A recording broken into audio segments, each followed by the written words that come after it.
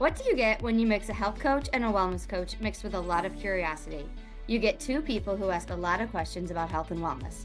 Today we ask, how do you get inspired when life keeps throwing you curveballs?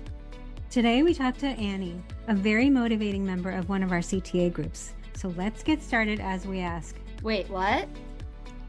Hi, Leah. Hi, Kamna. Hi, Annie. Hi, Annie. Oh, I'm so excited. We are so excited. I can't wait. Every week when you get on, you have like the most perfect quote to inspire people. Yep. You started every week with a good quote. Oh, I've got one for today. Let me Oh tell my- you. Perfect. Yes, I do. I do this Perfect. every single day. So the quote for today is from Henry Winkler, and it is, "I live by two words, tenacity and gratitude." And that pretty much sums up my I gotta look up the word tenacity. Yeah, I was just going to say, perseverance. You're not going to, get your teeth into something. You're not going to let go. And gratitude? Gratitude, yes. Tenacity, gratitude. This is totally not related to anything we were talking about today, but I heard him on a podcast and I was blown away by him. He is amazing. Amazing. Like Mhm. the positivity and everything about him. And I was like, oh my God, I could listen to him all day. He was just so Yes. positive. So anyway, He is very, and he's struggled through a lot of things, which is kind of Yes. apropos for yeah. today. Yeah. Oh my God, ding, ding, ding. We're all right around in a circle. Well, Kamna, you're going to have to start us off because I just want to dig in and dump a ton of questions out of my mouth, but I Yeah. don't have a rhyme or reason to them. So just to let our listeners know that we, as we usually do, are going to ask a lot of questions and we're going to try to be coherent. So stick with us through the end because we have a plan of where we're going. Who knows if we get there or not, but we're going to enjoy the ride. So welcome, Annie. We are so excited to talk to you. You have been really doing a lot and you've gone through a lot in your life. And where I think I would like to start is at the beginning, if that's well, okay with you. that is fine. Well, we were talking a little bit before we even started that I was born a fat child. I can remember, I will give you a couple of memories that just sort of hone in on this. I can remember in fourth grade, they were weighing people in gym class, and the gym teacher was calling out the weight. I weighed 176 pounds. And all What grade was this? 176 pounds in fourth grade. And all my little classmates gasped. And I was horrified. And how mean of him to do that. I gasped too, but not for the same reason. I gasped because I cannot believe that a teacher would do that. Well, he probably didn't think about it. I mean, seriously. I guess my question is, why were they weighing you to begin with? It was just gym class. That's what you did. It's like we've discussed this. I weigh now what I did in fifth grade. And to me, I just want to go back and hug that little child. But, Yes. we Yeah. talked about this. It was at that point, it was very ostracizing. I was bullied. I was made fun of. Fortunately, I still had friends, but it was a lonely.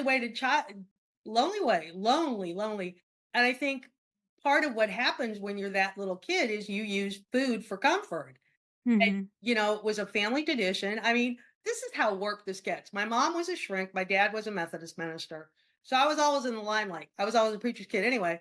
But I can remember they struggled. They really did. Childhood obesity, there wasn't a lot of, there just wasn't. So, I was on amphetamines in fifth grade. They put me on speed. Yeah. Well, and then they took me up to Cleveland Clinic to do this like hour and a half psychological testing. He put me on a Cleveland Clinic diet. And they took me to Mary Coyle's on the way home as a treat. Yeah. Okay, back up. Where did How they old take- were you? Yeah. I think, in fifth grade then, fifth or sixth grade. And they Can you took you. imagine it's like spending all the money to go through an hour and a half of psychological testing at the world famous Cleveland Clinic and taking the child to the ice cream parlor on the way home. It's like, So that was your treat for doing all of that testing. Okay, I have so much to unpack right there. My first question is, were your parents like, did they come from a place of love and they were supportive of you, or were they more like, we have to figure out what's going on? Like, how were they? I think I think it was out of a place of love and concern. I think they knew that there were problems. And, my mother being in the medical health profession, it was always her way to take me to a therapist or, because that would be just, it's like going to a doctor if you have a cold. But, I think at one point they finally just sort of gave up and because it just never got any better. I mean, I was by the time I graduated from high school, I was well over 250 pounds. Can I ask you a very inappropriate question? No, ask me anything. But were your parents overweight? Well, yeah, but my father was 300 pounds and 6 foot. But my mother, of course, why I didn't get her genes, was 6 foot and 140 pounds and looked like a model. But yeah, but how we were sick, we were nurtured with food. When we were down and depressed, we were nurtured with food. My father's way of showing his love was food. So So that's what you learned. yeah.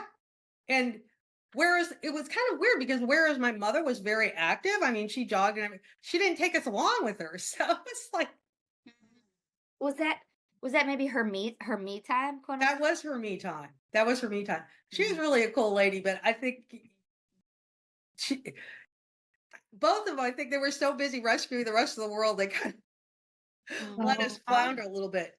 But there again, it's like I learned certain coping skills that otherwise I wouldn't have known. which is such as? With empathy, you know, being able to get into somebody else's head and skin and make them feel better, you know, how to cope when people bully you, how to Mhm. persevere, how to rise above, how to, you know, through that journey. It's like I told Leah a long time ago, I do not anyway begrudge my journey with obesity because I have learned so much from it and been so blessed. And then you get to the flip side of that, it's like I always used to say when we were sitting in that studio from that other place that, how blessed am I that I actually have to pay somebody to figure out how not to eat too much? Where I'm not like my friends just got back from a mission trip in Guatemala where you have mothers walking 3 or 4 miles just to get a bag of food. Yeah. Like, What a you got to put it in some kind of I perspective. was gonna say, what a positive perspective to look at weight being overweight. But I think that's exactly the point. What we did a couple of episodes ago about positive thinking is that this is your journey, but there was a point to this struggle and this hardship is there's something positive on the other side Mhm. that you learned something, you grew, you became more empathetic. Well, and in order for me to, and I'm a food addict. Okay. Always will be a food addict. There is no recovering from that. So it's just me learning how to cope with that. Yeah. And I equate it to, I got this from a NPR quote, but I equate it to there's a little dog at my heels. And someday, there are days when that dog is just growling and barking. That was me yesterday. And just like making himself heard. And there are days where I barely hear it whining. And but that little dog is always, that's That just is such a good analogy.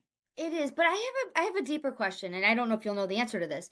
Do you think the food addiction is something that you learned because of bullying and feeling overweight all the time, or do you think it's a like, do you think you were literally born with it? I think it's both. Okay. I think you have a tendency to be overweight. Both so yeah, but I think it's also a learned response. We learned how to turn to food. We Mhm. learned to self comfort comfort ourselves with food. We learned that, if you got home from school on a hard day, there's going to be a half gallon ice cream with a fork. I don't know why a fork. We always ate, my sisters and I always sat around eating partly ice cream with a fork. Interesting. That Yeah, A I fork. don't know why. And why was it there? If you have 3 obese children, why do you have ice cream in your freezer? Okay, so that's an important point. So you had two siblings and that you were all obese? Yeah, my sister actually died 2 years ago from complications from obesity, and that was another start. Seems like there are starting points in this journey all along, and that was the starting point for this segment of my journey, this leg of the race, I should say. I Okay. want to come back to this, but I want so you graduated from high school Yep. and then what was the next part of your Well, journey? then I went to college, and once I got away from my parents, I dropped like 100 pounds overnight. What? Yeah, and that's not, it just happened. How do you Is think that Yeah, is it because you couldn't afford to buy ice cream to keep in your fridge No, and I think it was just I was living in a dorm, so I wasn't necessarily there. If I wanted to eat, I had to walk across campus.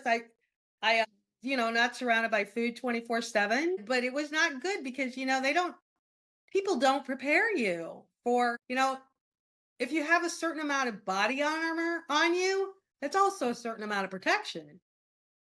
And I think that's been the pattern. And, if I started to feel like life's a little out of control, that's the other thing. You sort of like, okay, as long as I have more body armor on, I won't be so out of control. And I What do think, you mean by that? well, especially as a young woman, if Mhm. you're 250 pounds, there's not going to be boys involved, chances, or there aren't, maybe not so much anymore. Cause like I said, it's lost a lot of the stigma, but so all of a sudden it was like all these guys are kind of looking at me because, now I'm this cute little hot Mm. buddy. I Did was it like, give you oh, a different type of self-confidence problem, or did you like it? I was not skinny for very long. Okay. Oh, Well, actually, it probably was maybe 5 years. And then Okay. I got married, husband number one. There have been a few, and I needed the armor back. So as soon as it was very evident it was not going to work out. He was not a nice man. He was horrible, and that was a whole different.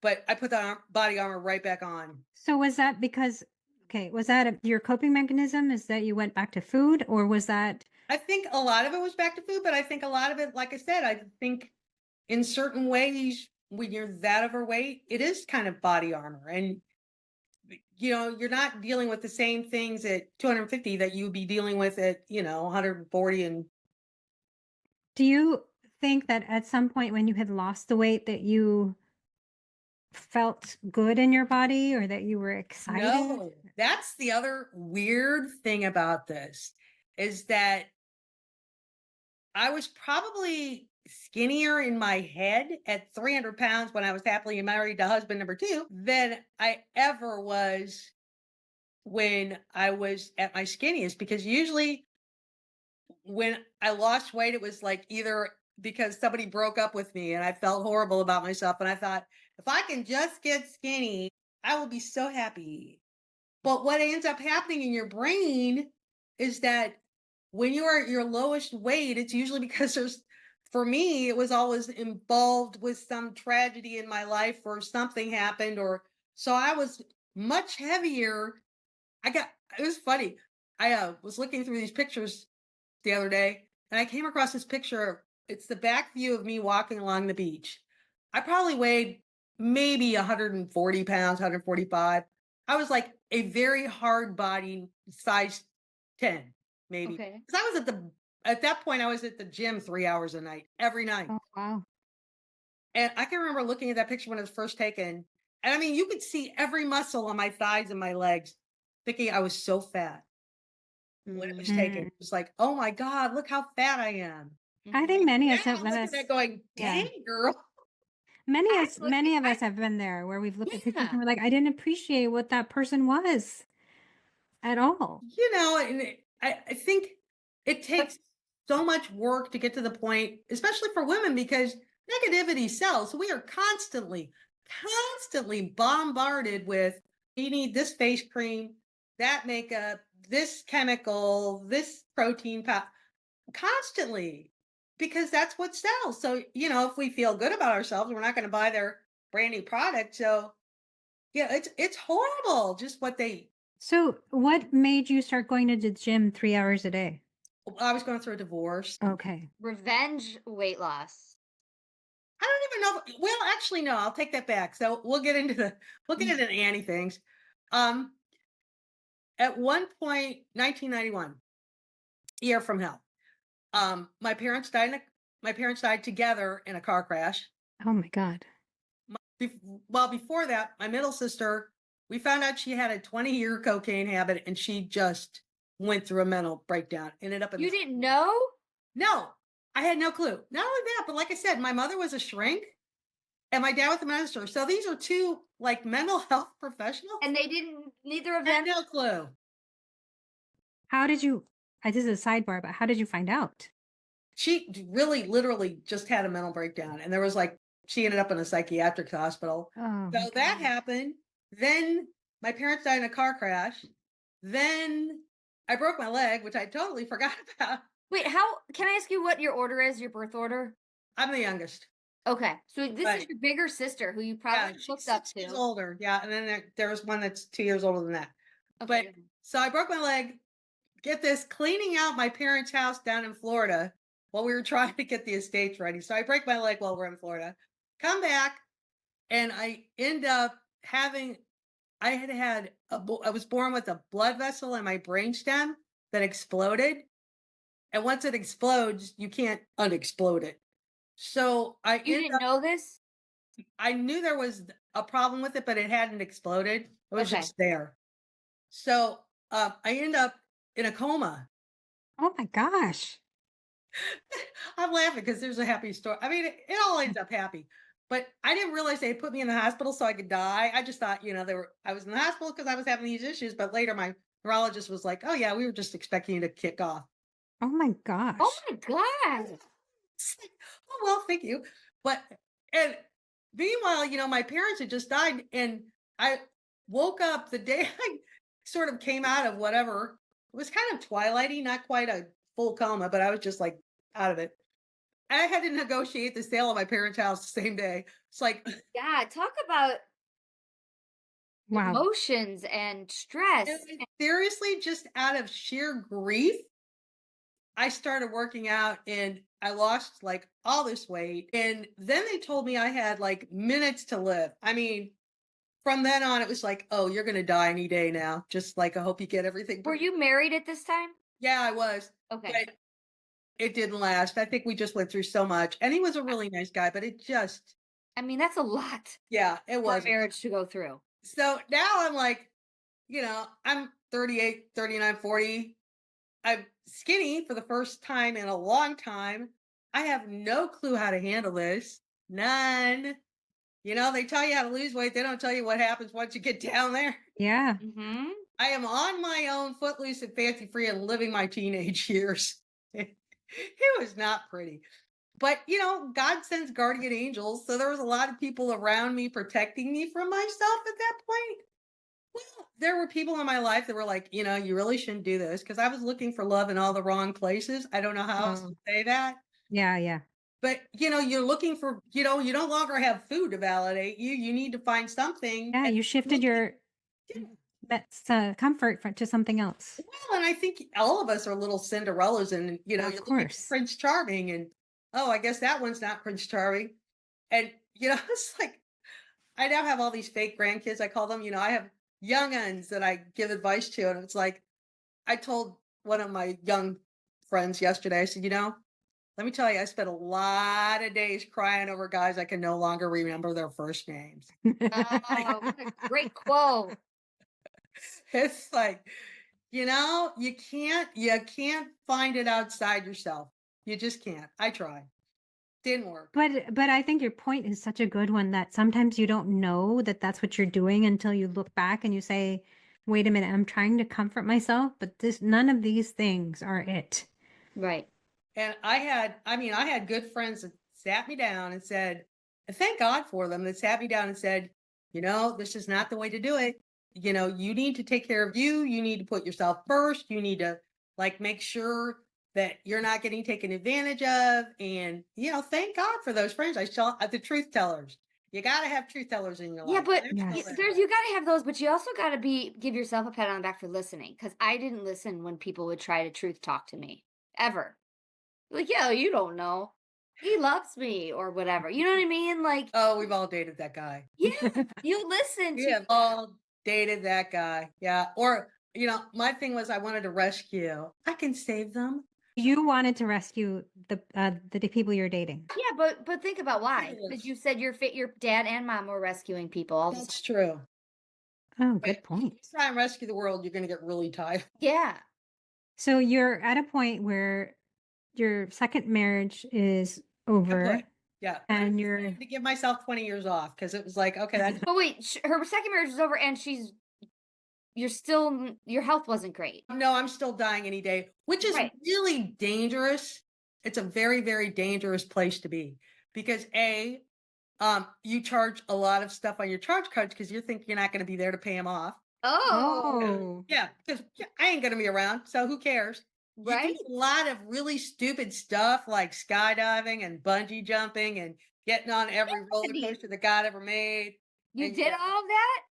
yeah, Good for you. I did 'Cause all I don't that. know if I would if I was in that I think I'd still be a chicken. Now well, the other thing is it really does when somebody tells you you are going to die any day now, get you lose all fear. I've fortunately for me, I've gotten a lot of it back. But I was when I was going through those pictures, I had a cast on. Like I thought this whole like falling thing was with it. I had a cast on in so many of those pictures. I love this. There's this one picture of me rollerblading, no helmet.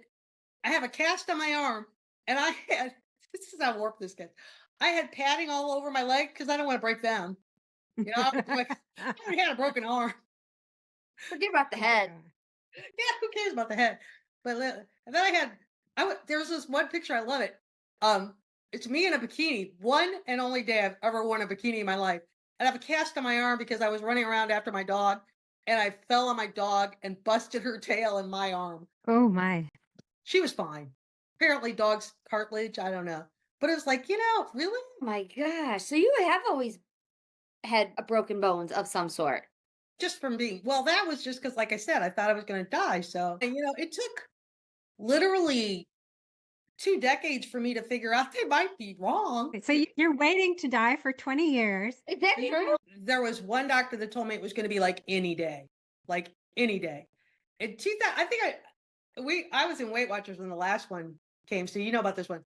In 2017, I went to a doctor, didn't wanna go, my GP forced me to go. The guy comes bouncing in and says, "I think we need to operate."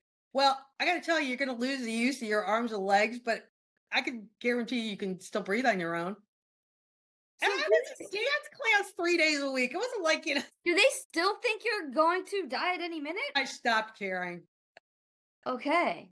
So Well, because it was like I told them at 25, if I would have died when they first diagnosed this whole thing, it would have Yeah. been a tragedy. I'm 65. I'd be like, she had a good long life. wait, you were told you needed the surgery to survive, and you're like, no, I'm not just not doing it. I don't believe it. I backed him into the corner and he finally told me, well, which brings us to our next point, anti-rule number 5.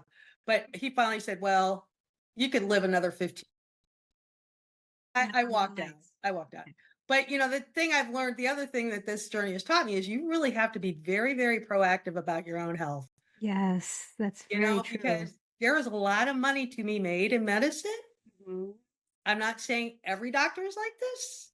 mhm. I've met some wonderful doctors. I've, I'm now going to a neurophysiologist who specializes in getting people over strokes and everything.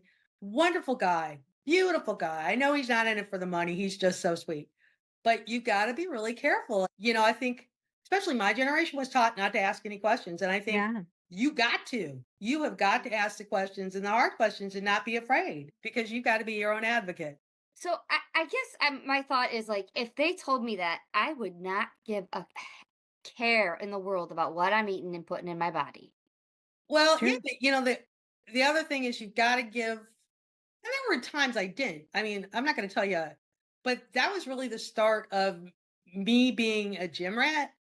And that's the one thing that saved me like over the years because I have been, and I don't care what weight I'm at, I am usually in the gym, out walking, involved in an exercise program. I mean, it's just, and it really, you're not going to believe this. I know you're not, but it really does become habit to the point where, there are a lot of days that I know it's imperative to my mental health. I was gonna say, so you think of it more for mental health versus my body and how it's gonna look from it, benefit. Well, yeah, I told you there was a couple of weeks ago, 3 or 4 weeks ago, where I went to the worst funeral I've ever been to in my life. It was for we won't get into it, but it was for somebody way, way too young, and it was just gut wrenching. And I came home and I knew if I did not get in my living room doing an exercise video, all those feelings would just swirl They suck. around and just be Mhm. horrible. And I'm not going to say it cured me, but it made me feel a lot better. And I think sometimes it is totally necessary in my life to have that kind of control over just where my health journey is going because I do still have a lot of lingering issues because of it. I walk with a wheelie bopper, one of those little rollators. You walk with that because of the what is Yeah. it? Bubble? Well, it's right at the brain stem, which is Oh. your vision, your hearing, your speech, which a lot of times you'll hear me go, because I can't find the next word, like your breathing. So it's almost like I'm having a little baby stroke. But, I feel like you're thinking, oh, it's for me, it's not a disadvantage. And I'll explain that in a minute because it's taught me so much about, just getting up and persevering. Yeah, like I'm amazed. But here's the beautiful thing about it. And you're going to think I'm nuts, but Not at all. my best buddy, I've had the same friend since I was 12. And she'll always tell me, I love being with you because people are so nice to you. And it's true because you see a younger person. I'm 65, so I'm not that young, but I got this wheelie bopper that's all decked out because the Smithville High School Art Club painted it for me. So it's all these bright colors. And so people see me and doors open. People are so nice. I mean, if I drop something, oh, you want me to pick that up for you? Do you need me to help you with this?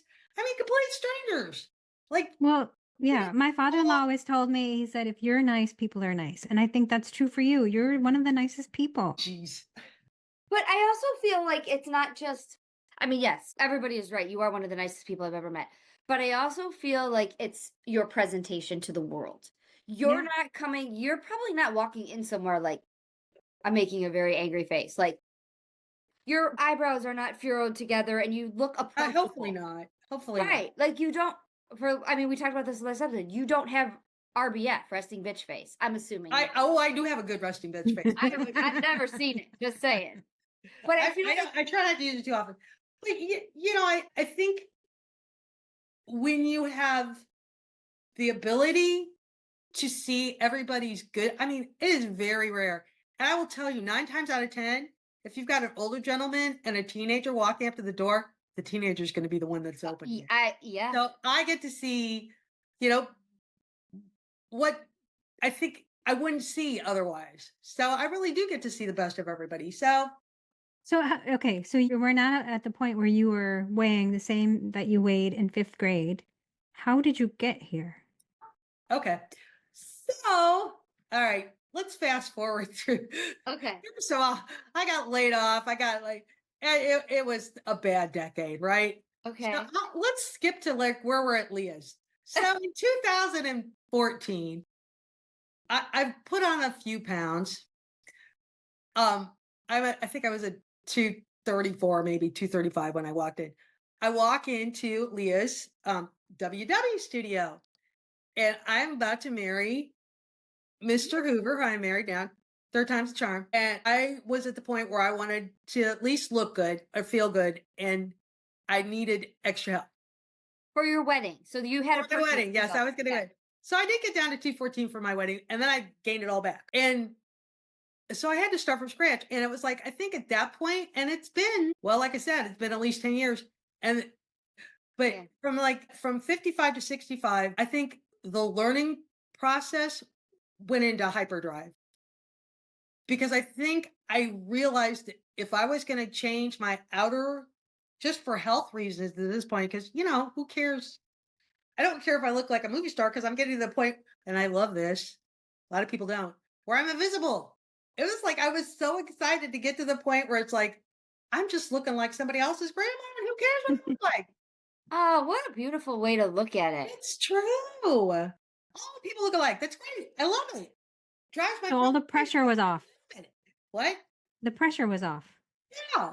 So it was, and there have been so many learning things. And I was telling you guys, it took me, how long have you been doing the podcast? It took me until just like a month ago to the point where my brain was clear enough and my self-esteem was okay enough to just listen to all the podcasts and not feel like, oh, I should be doing that. I'm so horrible because I'm not doing okay, so I'll get to that. And it's been such a journey for me to listen to how you guys have grown as I'm growing. It's kind of fun. But so I was sitting in Leah's studio and I developed a nice group of friends, which I'm so thankful for. And I'm still one of them, still my walking buddy. And there were like aha moments all the way around. Like I decided at one point I didn't really like myself. Well, what would it take for me to like myself? What do I want to be? So I Wow. wrote down, Wait, pause there for 1 second. That is such an important question. What would it take for me to like myself? Was Oh it my wait, gosh, that's was that an making me answer? emotional. Did you have an answer? yeah, I actually came up with a list. It's like, this is how I want to be. I want to be happier. I want to be the kind of person that people come and talk to. I want to be fun to be around. I don't want to be judgmental. I don't want to put labels on people. I want to be much more a woman of faith because I don't care if you're Buddhist or what, Hindu, Methodist, Catholic, you need some sort of grounding because when the hard times hit, you got to have something to fall back on because they will hit. And so, I went through and sort of wrote down everything I wanted to be and then was like, well, I could do that. It's like, I could be that person. Okay, let's be that person. Well, I'm normally a little ray of sunshine and I'm the one going, yeah, yeah. But I tell you, the flip side of that is not fun because it's like when you're used to being, oh, yeah, Miss, Pollyanna, Yeah. everything's going to work out. And something goes wrong. It goes wrong really fast. It doesn't last too long. I mean, it's like, I will give you an analogy. When I fall, and if I fall on my face and there's nothing around to like really help me back up, there's a certain pattern. First I fall and then I'm like, oh, this will be okay. I can get myself right back up. Okay, that doesn't quite happen. So then I look around for something to help me. Well, if that doesn't work and I'm still on the ground, I like throw a hissy fit. I'm Oh. never gonna get up. I hate my life. I hate my body. Why did God make me like this? Oh my gosh, so you have And those it, moments. and it takes me, but I've learned that that's what it takes me to get the emotional energy to just pull myself up. 2 seconds later, I'm like, hand in my hand, going, just pull. I'm up. And I think that sort of equates to how you have to live life sometimes. It's Okay, like, so if you have these moments of defeatedness, despair, or upset, or whatever emotion that is, how are you able to calm down the dog at your heel and not resort to eating? well, I have a group called the CTA group every Saturday where you learn these things. And I think that's the other thing that those 14, 15 years sitting, listening to ways to cope. And so there's always, I call it the inner Leah, or now it's the inner Leah and Kamna, or, there's always somebody in the back of your mind that has a quote for every reason, purpose, you know, there's always some, and especially with my daily affirmations, there's always something I could pull out of that. But, one of the best things is you haven't got through 65 years. You've lived through everything this far. Mhm. This is not going to kill you unless, it kills you, which let's hope not. But, you just sort of, and I think sometimes, honestly, it's just like a muscle. The more you go through, the more you know you could stand. I mean, it's just the way it is. You know, So if you were to talk to that fourth grade Annie who's mortified that her weight has been announced to the whole gym, what Yeah. would you tell? I would tell her that it's going to be all right. That, the thing you find out later in life is those little kids that were laughing at you had probably just as many insecurities as you do. And those little kids that, were calling you names because there was probably something that wasn't so happy in their lives. And I mean, it's really true because I've run into some of those kids. And you just want to hug that little kid. And there are children in my life that I give this advice to that, it's gonna be okay. And these people are not, you're not gonna remember their names when, 20 years from now. You might remember how they treated you, but and the I will tell you the one thing I just want to go back to this one thing. One of the things I did probably early on with my initial days with Leah is that I looked around at all the women I had really admired, the ones that I knew were comfortable in their own skin, the ones that and not necessarily any great raving beauties or, they weren't the skinniest people, but the people that you just like to be around because Yeah. they're good people and they're just comfortable. And it's like, what do they do that I don't do? And you'd be surprised. It was like they wear appropriate clothing. If it's cold outside, they button up their coats. They have gloves on. They're not walking around in a hoodie when it's 5 degrees out. They may not have perfect hair, but it's probably not looking all shaggy like, they may not have perfect makeup on, but they're taking the time to make themselves feel better. They're women of substance. They've taken the time to learn a thing or two about themselves or their world. And I sort of sat around and decided, okay, what do I like about that woman? Okay, I can do that. I can incorporate that lesson. And I think you've got to learn what works for you. What I found out that works for me in my daily struggle with my weight is I have to journal every day. I read my devotional every day. I When you keep say journal, do you mean journal your feelings or your food? Well, I'll tell you, and it's so cute. I will show you my journal. Just I track every single day. Your food. Okay. Track my food every day. Track my exercise every day. I bought Oh, like 15 different colors of pens, so my journal looks like a rainbow. And I will not. I will tell you, it was not easy to start journaling because you think you have to write War and Peace. I Yeah. write one paragraph. Some days it's like, hey, I just took the dog for a walk. Yay, go me. What do you think that's done for you mentally to journal? Some days I don't realize why I'm upset, and I'll be like, "Oh, this happened or that happened. Oh yeah, I'm really upset about that." Sometimes it's kind of a surprise what I'm upset about. It also keeps me in line because it's like if I do things that I don't particularly like or get in a fight with people I shouldn't have gotten in a fight with or said something because I don't have a lot of filter. So some things get said that shouldn't have probably gotten said. So well, Leah calls it a brain dump. It's kind of like that. It lets you get your emotions out because I am trying very hard to feel, not feed. Wow, that's another good one. yeah. And it's hard, especially there's been a lot of drama that I have no control over in my life lately that out of my control. And I spent the weekend, I still do it. I was like, I, when I binge now, it's usually healthy stuff, but it's still like binging. But I think that's important too because you said at the beginning of this, you're a food addict. Yeah. And do you think you always will be? Yeah. There's no, just because you stop drinking doesn't mean you're sober. I mean, it's the same thing. You're always going, I'm always going to be a recovering food addict. There Do you is never a point where it's do not going you to happen. think that you don't ever feel full? I can tell you, I can eat. Well, yesterday, my Yeah. my sweet little guys brought over these two homemade like loaves of Italian bread. I sat Mm. there and ate probably a quarter of a loaf myself. That's I felt so horrible afterwards, but and then but the difference between me then, like with all that training under my belt, and me now is today. Got up, started eating healthy right from the get go. Went to gym. I'm up to like 8,000, 8,200 steps. And and everybody that comes into my journey teaches me so much. Like from Kamna, I learned the art of how to slow down when I need to slow down.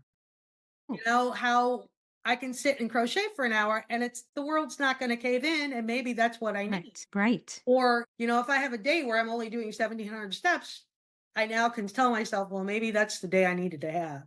Yeah. And not like, oh, you're horrible and just stop exercising. I have to tell you, I remember Annie used to chase her weekends. Oh yeah. I mean, I'm Oh not gonna my say bad. gosh. That would be very judgmental of me. But I remember you would sit in those chairs and you would Every weekend, every single you would chase your weekends. What I does mean, that mean?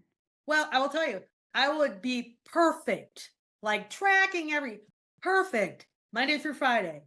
I go and weigh in on Saturday morning. Saturday would be a blur because I was eating everything in my path. Mhm, I mean, everything. mhm. And I would eat a whole pizza like by myself. And now I think the difference is, I can get up on Saturday morning, go to our CTA and eat normally all day long or what I consider normal, and then go to eat a pizza and maybe have two pieces of pizza and half a salad and be done with it. And Yeah. next day Yeah. I'm fine. Whereas Would remember you saying that every week. You would, and Sunday too. You would just keep it going and then I start did, fresh on Monday. and I did that for years and couldn't understand why I wasn't losing any weight. And I'm kind of stuck right now, although my sugar fast only has 6 more days, so it'll be really interesting to see how I decided to do a 40-day sugar fast. You've done really well with that. I did. I learned a You lot. I you learned feel that different? artificial. I'm almost done with it. I have I the weight was coming off, but it kind of like I said, there's been a lot of drama. So, but I feel a lot better. But Okay. I'm gonna try the white. I'm gonna give up white flour next. I'm a Good. little nervous about it. Can't lie. Nah, it'll be good. Is that part of the 40-day fast? No, it's just part of the anti fast. Oh my Yeah. gosh. Well, let me tell you, I feel bad because the 40 day fast was pretty much the spiritual thing. I'm supposed to be Okay. spiritually transformed. And reading the blurbs, the book was good, but I just got hangry. Why do you want to give up the white flour?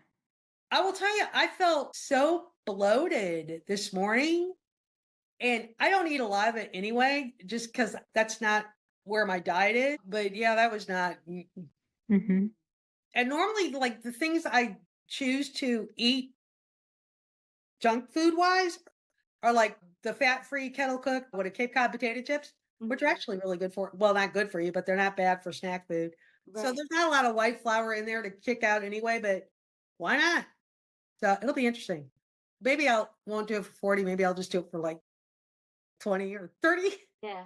You have to do it for at least 15 days to really see a change. All right. I will. 15 sounds like a good compromise. 15 sounds doable. Yeah. I could do 15. I could, You start to see a change within like 3 to 4 days, but to really just at least the white flour. I don't think you're eliminating all flour, but no. I think you'll start to see a change. Well, and at the end of that, if I know with the sugar fast thing, there are certain things I'm probably going to bring back a little bit. I might bring back a few added sugars. I don't think I'll bring that many back. And I don't know about artificial sweeteners because I gave those up too. And I You don't feel know. better, right? I do feel better, but I miss my crystal light. So I don't know. But to get back on where we were before, I think every person that comes into your journey, like every person in our CTA group, there's what, 8, 10 of us, has brought something to my life through that journey. And Connor's brought things to my journey, and Leah brought things to my journey. And it's like, would I give that up? No, I would never give that up. You asked me what I would go tell that little 10-year old, however, I think you're 10. You know, I would go back and tell her it's going to be okay, but I don't think I'd change it. I don't think if God came up to me tomorrow and said, I can let you live your life over and you could be a normal sized kid, it's like, I don't think I'd do it. I really don't. Yeah. It's just like if I don't think I'd change my health thing either because I've learned a lot. It's given me the. I always tell people gumption is a God given thing, but I think you can learn to be more gumptiony than not. Sure. I And think you're just so inspiring in just the way you're just talking right now is that like you're not saying I wish I could have been like this or I wish I would have did this or I wish my parents would have like there's no I wishing in your well, and, vocabulary. part of that is truly, and I was just telling my little friend, I live a charmed life. And It sounds like a well-earned reprieve Yeah. yeah, from all I'm the like knocking on wood right now. But I'm married to a man who is just my rock, my anchor, my stability. And it's like I always tell people, he's like this, and here's Annie. Oh wait, here's Annie. Like he's this perfect straight. And he loves and respects me. I know he's gonna love and respect me no matter what weight I'm at. And I've been a good influence on him because there are things he's developed and put in his place in his life because he's seen me on this journey. We live in a wonderful house. We have food in our refrigerator. We have heat. We have, you know, The gratitude that you have is amazing.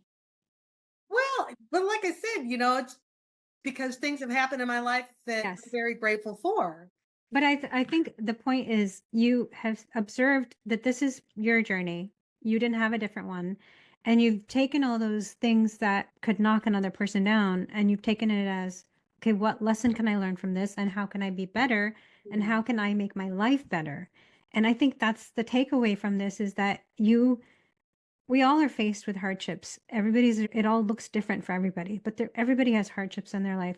How do you choose to come out of it? How do you choose to grow and establish who you want to be through all of that? How do you shine through all of that? You You're shine. amazing. Yes. Yeah. She's shining. You do. And I think we didn't even get Well, to, thank you. I know you have a lot of Annie rules. I'll just do Okay, one. give us, yeah. Annie rule number, I think this is 20 or something like that. And it has to do with self-esteem, so I will leave you with it. But everything in my closet fits. Yes, I love that rule. If it is on a hanger in my closet, not only does it fit, it has to make me feel good and it has to make me look good. If it's like hanging on to the bulges, it goes. And if it's like something that doesn't quite fit, but I really, really love it, I may put it up on the shelf for inspiration, but it will not get hanger space. Nothing gets Oh, hanger space unless I look good in it and I feel good in it. So, I go through this box of pictures, and those pictures are like me from anywhere from 140 to like 300 pounds, like all over the map, right? So the kids I call my grandkids, they've only known me for like the last 10 years. So they're looking through these things and it's like I'm kind of like getting a little nervous because it's like I'm waiting for the oh my God, you were so skinny, blah blah blah. They look and the only response was my little he's a senior in high school, looks, he goes, oh, you were a redhead. Wow. And he walks away because I think, the people in your life, I think what I learned from that is the people that love you because of who they think you are to them. And to them, I'm just Granny Annie, and they know I love them, and I think they accept me, and I think they see me for who I am on the inside, and I think that's important. And it's like yeah. if you have somebody that is making fun of the way you look, get rid of them. If you have somebody that's telling you you're not gonna good enough at whatever weight you are, that's on them. You know, Yeah. I'm sorry, but it's like if you can't love me for what I am at this moment in time, Goodbye. or find out why you can't. Hmm. Anyway, that's my happy news. Well, thank you so much. This has been I love. incredible. You said at one point you went to a fat camp. Well, no, I went to a shrink. I never went to the fat camp because we couldn't afford it. Okay. All right. But you thought about, they thought about, But I do have a friend that sent her kid the kid wanted um her daughter really, really wanted to go to a fat camp. And they finally gave in because they're kind of expensive. oh, really? And They she still lost, exist? yeah. There's one up in Lake Erie, like near Oh, Lake Erie, Lake College. It's a Lake College, I think. And it worked. She's like perfect weight, learned a lot, got eating skills.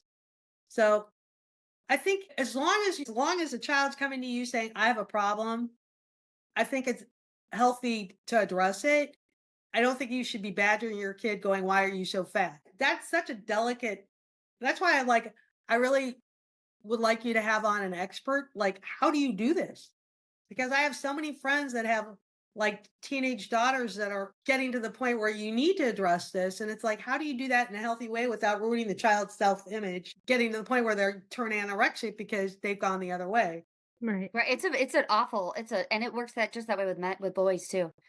I mean, I see it in both of my kids, like, and they're in that teenage years. It's like so hard. You don't know which way to go. Mhm. That's why I said, if you could find somebody to talk about that, I think it would be really helpful. Yeah. Yeah. But you're right. It's not, it's a hard, hard topic. Like I said, it was hard for my parents and they should have, if anybody should have had it figured out. Well, Annie, thanks again so much. We appreciate You're you so welcome. much. You are Yeah. welcome. Thank you. This was a lot easier than I thought it would be. So I appreciate Oh, good. Well, we appreciate it. You I'll too. talk to you guys. Are we done? Bye. Bye.